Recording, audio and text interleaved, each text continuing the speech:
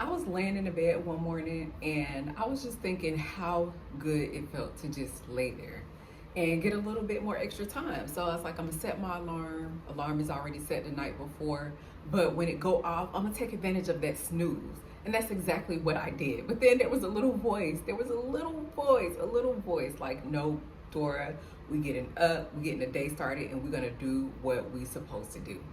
Have you ever noticed that the voice in your head almost always tells you just stay comfortable, stay scared, and stay where you're at?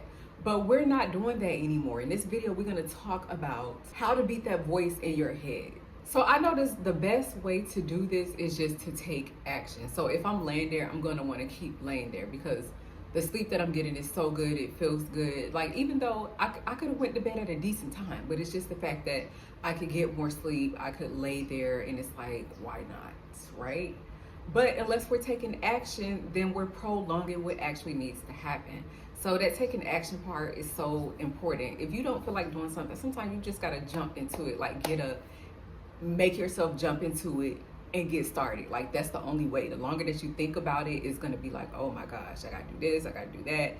And then you're gonna prolong it, and then before you know it, the day's gonna be halfway over. So it's just like the best way to do something that you don't want to do is just to go ahead, jump into it, and start doing it. Also, if you started on something, like just building that momentum. So just a little bit about something that I've been doing, right? I have been working on the law of 100. So it's where you do something consistently for 100 days. When I tell you I'm almost to 30 days, but it's like something about coming up on that 30 mark that just like, I don't know, like I have this feeling where sometimes I feel sluggish, or I may feel like I don't even necessarily feel like doing it or want to do it that day, but I make myself do it because of the momentum. So I build up momentum. I'm on like day 26 or 27. So it's like, I don't want to start all over just to have to start at day one. So I could just like, okay, I missed a day and then I could go ahead and do the next day because nobody won't know, right? It's not like you're tracking it. It's not like anybody else is tracking what you're doing. So you're the only one who would truly be able to know if you miss something. But building that momentum is something that really keeps me inspired because it's like, okay, no, I put in work for this. Like I've gotten up, posted on days where I didn't feel like posting between this channel, my other channel. So I really been putting work in, and it's like, I don't want to skip that day. And because I'ma still know, and I'ma know that I cheated. So if I miss a day, I gotta start from the beginning, and I don't want to do that. So that momentum is so important. When you're working on something, just building and having that momentum, it's super helpful and it's really important as far as keeping you on track. Those actions and those movements, all of that stuff means so much because it creates motion, and it's like you don't want to slow that motion down. I don't want to slow that motion down because I've been working so hard on it. Another way to beat the voice in your head is don't sit in it too long. So when you sit in something too long, it creates like a stagnation. It's like, okay, well, you're circling all these things in your head. Like, I know I should have did this, and I could have did this a lot sooner, or it would be like this if I would have already did it by now. So it's like when you're sitting in that stagnation, it puts you in a point where it's like you're not in an action momentum. So now you're just thinking about what you should have did, what you could have did, but it's like you have now, so let's go ahead and do it now. When you get into motion, it disrupts that negativity and it leaves no space for it. And just another jump back to momentum, what we were talking about earlier. So sometimes when you start something, it's gonna feel terrible. It's not gonna feel like something that you wanna do, or you may get halfway through it and then you realize, okay, well dang, I really don't feel like doing this. That's the difference between being motivated and being disciplined. So when you're motivated, it's like you're pumped up, you're ready to go, it's good for the moment. But as soon as you don't feel motivated, then what happens? It's like you start slipping on what you need to do.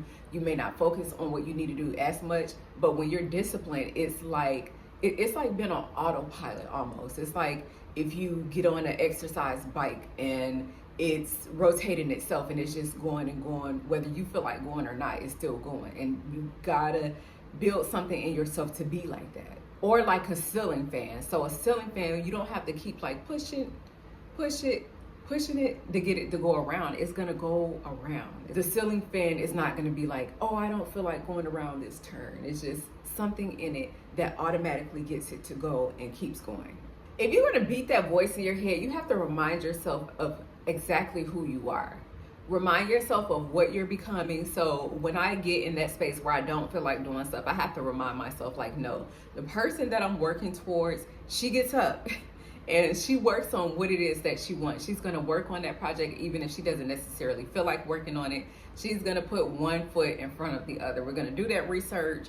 We're going to figure out what needs to be done. We're not going to overeat, even though food is so delicious, especially when you watching a movie or when you just chilling. It's like food is so good, and it's such it's just such a major part of our lives, right? So, but I still tell myself, like, I don't want to go back to being that old person. So the person that I am now, she's conscious of what she eats and she watches what she takes into her body. I act in alignment with the new coding design of the person that I chose that I was going to be. One of the strongest ways to beat that voice in your head is having a purpose.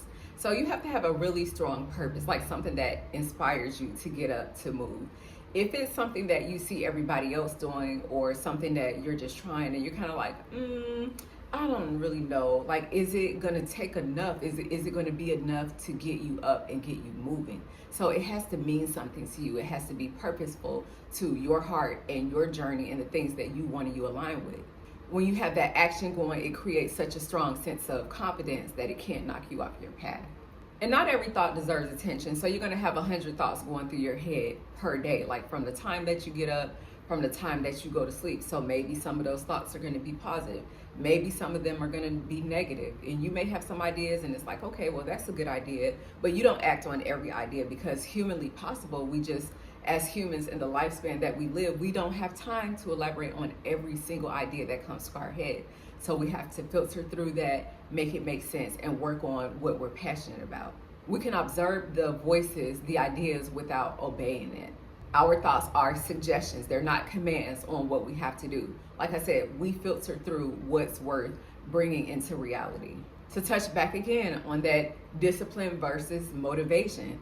Sometimes you're not always going to feel motivated to do it. So you may put that motivation video on, or maybe the day before you was pumped up and you was listening to something, it had you really hyped, or you was listening to a good song and it had you feeling like, yeah, I could do this. I'm ready to do this. And then all of a sudden, like, you sit down and you get around yourself and you're like, well, I don't feel like how I was feeling then or yesterday or a minute ago. But that's where your discipline comes in. It's what's going to keep that ceiling fan going. When nobody's up there pushing it and that fan is still going, that discipline is going to keep you going. It's going to keep you in alignment. When you make a promise to yourself, start keeping that promise.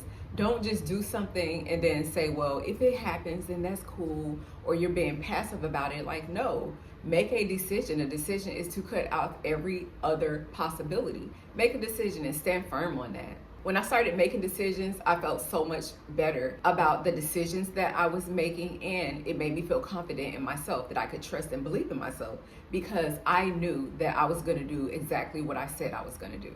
Protect what enters your mind. So let's say you're getting on that 30th day or that halfway point through whatever it is that you're trying to do. And at this point, you can choose to put something good in your mind. You could say, you know what, I could relax, or I could take a break. Or you can make a decision to put on something that's going to get you going. Whatever got you motivated that day, put it on again, listen to it today. And guard what is going in your mind. Guard who you're talking to, who you are choosing to spend your time with. Be picky and choosy over your time. Don't spend the whole day having 2 10-hour conversations. Choose wisely what you do with your time. Because once the time is gone for that day, you absolutely cannot get it back. That voice might not ever completely disappear, but you can make a choice to start choosing what you allow into your space, into your headspace. You can choose action over excuses, courage over fear, and growth over comfort. Its influence gets weaker as you put your foot down and determine what it is that you're going to believe. So no, we don't have to win every battle that comes into our head, into our mind. You just have to stop letting that little voice make every decision for you. The life that you want is usually on the other side of the conversation that your mind is trying to talk you out of. So take advantage, recognize when those thoughts come through, and you control it. Thank you guys so much for tuning in. Please like, comment, subscribe. I really, really appreciate you guys so much. And sometimes in the comments, you guys have me laughing, and I really appreciate those comments. So keep them coming. Until next time, peace, love, and blessings.